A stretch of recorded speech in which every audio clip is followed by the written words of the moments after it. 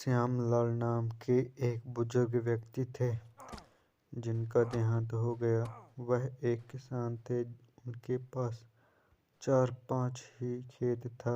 उसका सिर्फ एक बेटा था जिसका नाम रामलाल था। श्यामलाल के ऊपर लाखों का कर्ज था। श्यामलाल के देहांत के बाद उसका कर्जा उसके बेटे के ऊपर आ गया। रामलाल ज़्यादा पढ़ा लिखा नहीं था। खेत में काम करके उसका जीवन बड़ी मुश्किल से चल पाता था। श्यामलाल को उसके कर्ज के कारण उसे मुक्ति नहीं मिल पा रही थी।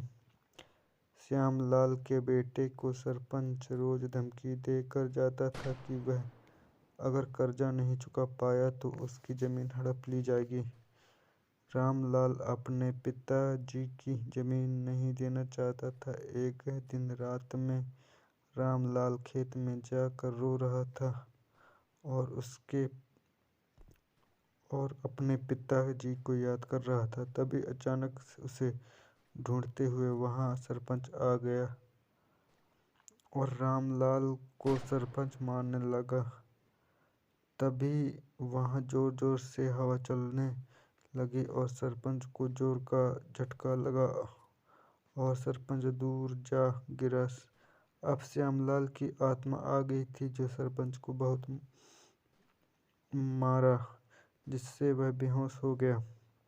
इसके बाद श्यामलाल की आत्मा उसके बेटे रामलाल को दिखाई देने लगी और उसने कहा कि खेत के बीचों बीच खुदाई करने को कहा और वह गायब हो गया। इसके बाद रामलाल खेत के बीचों बीच खुदाई की और उसने देखा कि सोना चांदी के जेवर से भरा मटका था, जिससे वह अपने पिताजी के कर्जा को सरपंच को दे दिया।